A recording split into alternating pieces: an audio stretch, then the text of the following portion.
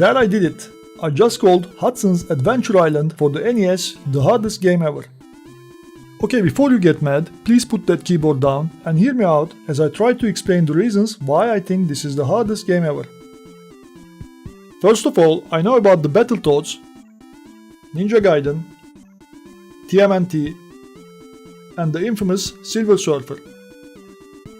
I agree, they are all hard like many other NES games from those days, and if I was making a list of hardest NES games ever, they would all make the list. Of the bunch, Silver Surfer is probably the hardest, but its gameplay is so absurd it feels more broken than hard.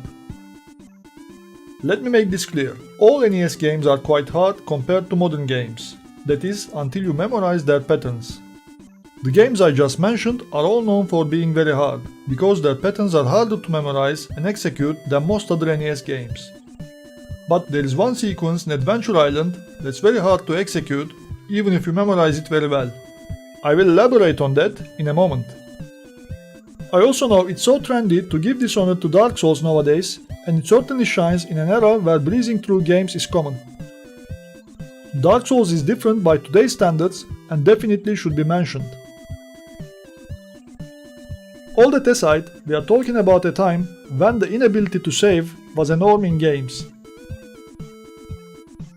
At first, Adventure Island appears to be your regular light-hearted, easy platformer and is true for the most part of the game. The game has 32 stages, spread over 8 areas. The first 6 areas are not much of a trouble. It's area 7 where it all starts to get interesting. Not only that you have to watch out for an ever-increasing number of enemies, but you should also make sure you collect as many fruits along the way as you can. Failing to do so guarantees your death. You should be constantly running and jumping and collecting fruits. There is no time to stare at the scenery.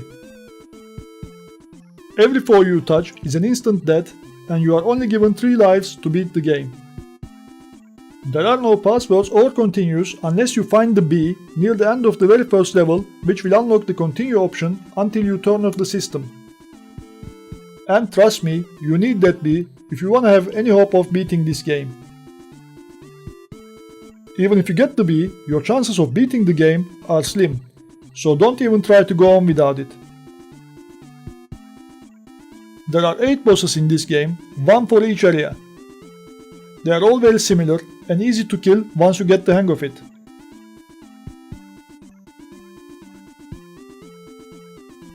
To be honest, with enough practice and memorization, it's all beatable and doesn't get unfair until area 8-3. Up until that point, I thought, yes, hard, but is it harder than TMNT, Battletoads or Ninja Gaiden? Probably not. The jumping sequence at the very end of area 8-3 is what made me decide that this is the hardest game ever. If this is not the hardest game ever, then that sequence where you run and jump over falling blocks while trying to shoot approaching bats is the hardest side-scrolling platformer moment ever. You have to run fast while shooting the bats, and the B button you use for running fast is also the button you will need to use shooting the bats. This jumping sequence at the end of area 8-3 is sure to give you sore fingers whether you beat the game or not. After all, the NES controller is not the most comfortable gamepad you'll find. I have only managed to beat this game once, and God knows how many times I tried. Depending on your retro gaming skills, it may take you hundreds of times, or worse, you may never beat it. Once you beat it, you will never want to touch this game again. It will give you nightmares. On the other hand, if you're a hardcore gamer, up for a real challenge, and haven't played this game before, give the original NES version a try. If you are looking for a more relaxing gaming experience, then look elsewhere. I'd love to hear about your hardest game ever. Feel free to leave a comment. If you like this video, you can follow us by clicking on that subscribe button. Thanks for watching video.